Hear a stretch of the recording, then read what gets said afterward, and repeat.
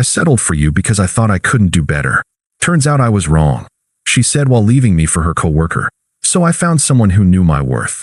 Now she's showing up uninvited to my engagement party. Hey viewers, before we move on to the video, please make sure to subscribe to the channel and hit the like button if you want to see more stories like this. Thanks. 2 years. That's how long I thought we were building something real together. I'm Mike, 28, and I work in logistics for a mid-sized distribution company. Not glamorous, but steady. Good benefits, room for growth. The kind of job that lets you plan ahead, save money, think about a future. Sarah was 26, worked in marketing at some tech startup downtown.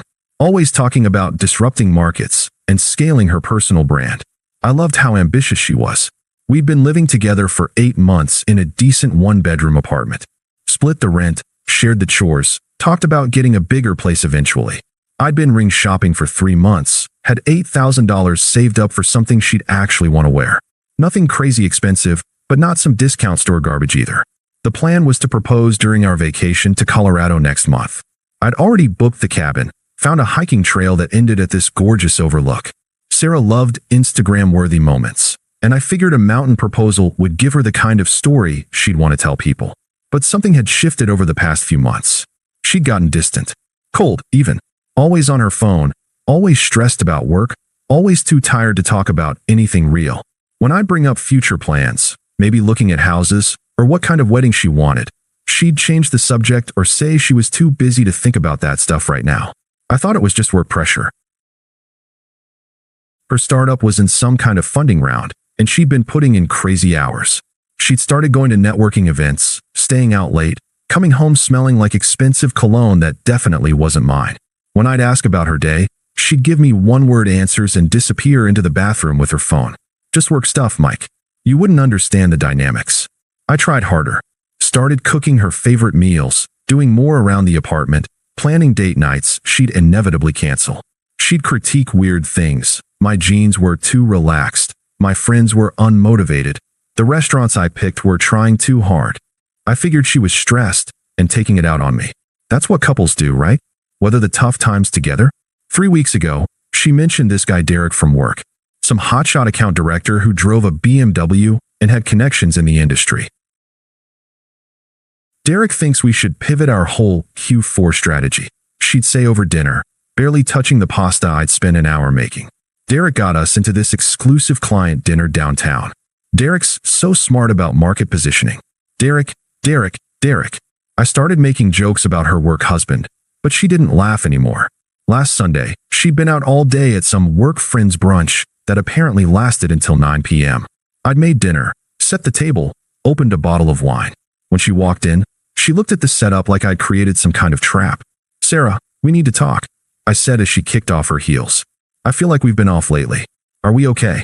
She paused halfway to the bedroom, didn't turn around. Actually, Mike, yeah? We do need to talk. Something in her voice made my stomach drop. She walked back to the living room, sat on the edge of the couch like she might need to run. I stayed standing. I've been thinking a lot lately. About us. About what I want. She looked at her hands. And the thing is, I don't think this is working. What do you mean?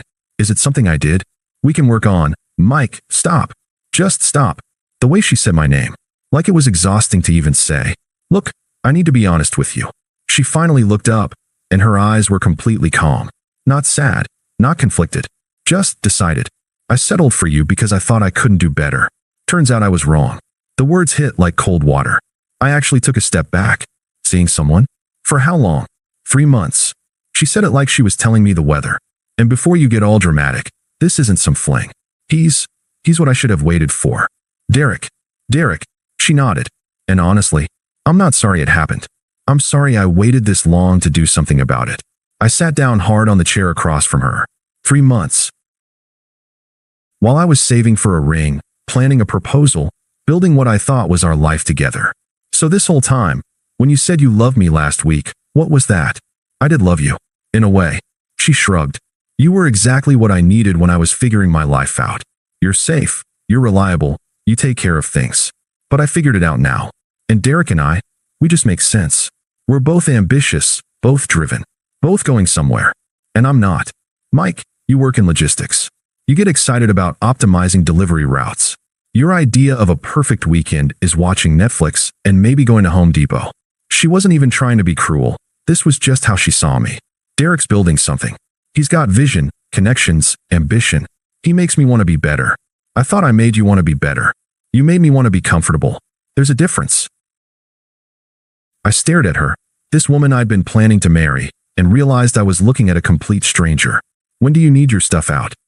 I'm moving in with him next weekend. I already found someone to take over my half of the lease. Of course she had. 3 months to plan her exit strategy while I was picking out engagement rings. I went to the bedroom and came back with the small velvet box I'd been hiding in my sock drawer. Set it on the coffee table between us without opening it. I was going to propose next month. In Colorado. Guess you saved us both some embarrassment. For the first time, she looked uncomfortable. Mike, I'll stay at my brother's place this week so you can pack. Leave the key on the counter when you're done. I grabbed my work clothes for the next few days and walked out. Didn't slam the door, didn't yell, didn't ask her to reconsider. What was the point? She'd already made her choice 3 months ago. The week at Danny's place was weird. He kept asking if I wanted to talk about it, get drunk, key her car, something. But what was there to say? She was right about one thing. We didn't make sense anymore. Maybe we never had. I returned the ring and used the money to pay off my car loan. Told my parents and friends the simple truth. Sarah and I broke up. She's with someone else now. I'm handling it fine. Most people wanted details, wanted to comfort me or trash talk her. I didn't give them ammunition. I blocked her on social media but didn't post anything dramatic or delete our old photos like some scorned teenager. Just quietly removed her from my life and focused on work. Funny thing happened over the next few months. Without constantly worrying about making Sarah happy, I had all this mental energy I didn't know what to do with. I started picking up extra projects at work, volunteered for the assignments nobody else wanted. Turns out I was actually pretty good at problem solving when I wasn't second-guessing every decision through the lens of, will this impress my girlfriend? I started going to the gym with Danny, not to get revenge hot or win her back, but because I realized I'd stopped taking care of myself. Started reading again, took weekend trips to places Sarah had always found boring. Went hiking, visited museums, drove through small towns just to see what was there. 3 months after she moved out, my boss offered me the operations manager position. Better pay, better hours, actual leadership responsibilities. The old Mike would have called Sarah immediately to share the good news. New Mike took himself out to a nice dinner and enjoyed the quiet celebration. Sarah texted me twice during those first few weeks. Hey, how are you doing? And later, hope you're well. I didn't respond. What would be the point? Through mutual friends, I heard fragments. Derek's startup was burning through investor money. Sarah had been laid off from her marketing job when the company downsized.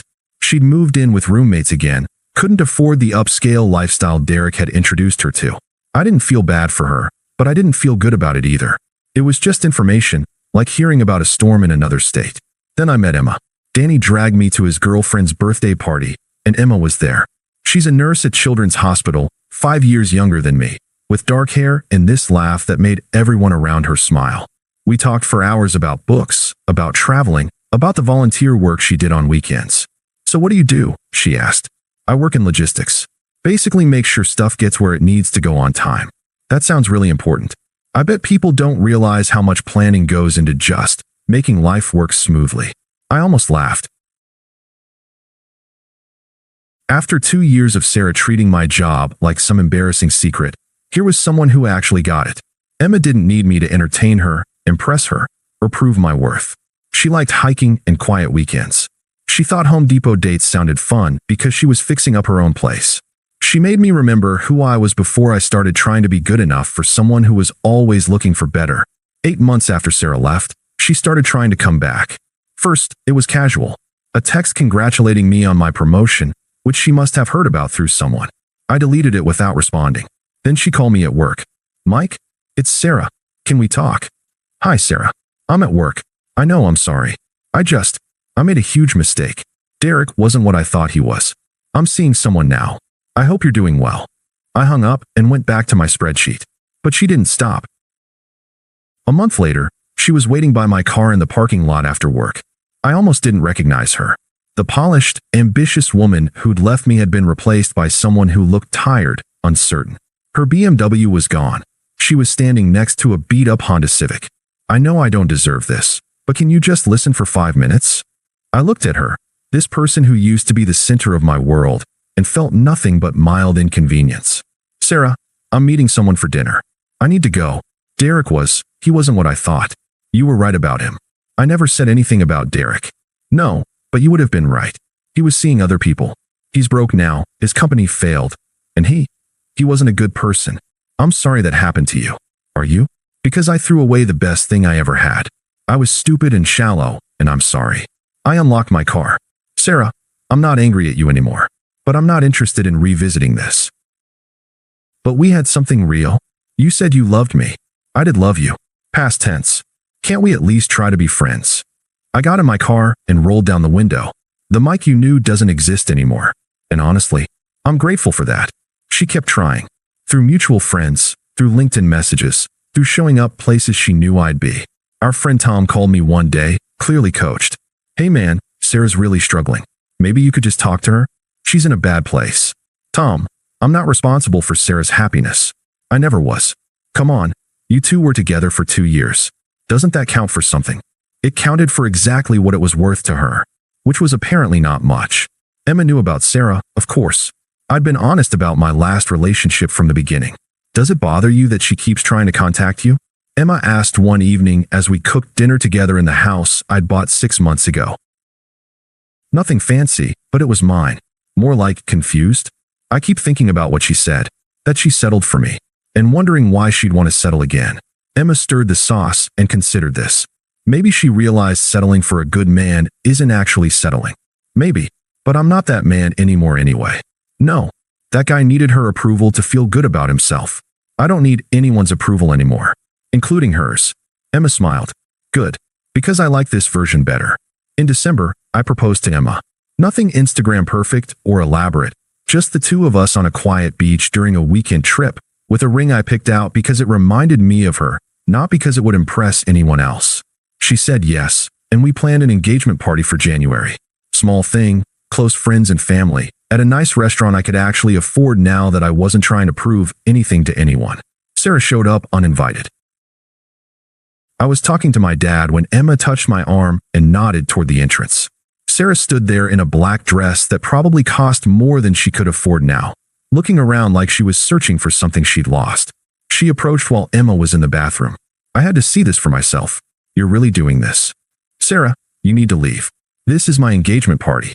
She seems nice. Very different from me. Yes, she is. Do you ever think about what we could have been if I hadn't screwed it up? I looked at her, really looked at her, and tried to find some remnant of the feelings I'd had for 2 years. Nothing. Not love, not hate, not even curiosity. I don't think about what we could have been. I know what we were. What does that mean? You were right about one thing. You were settling. But so was I. Emma returned then, carrying 2 glasses of wine. She saw Sarah and her face lit up with genuine kindness. You must be Sarah?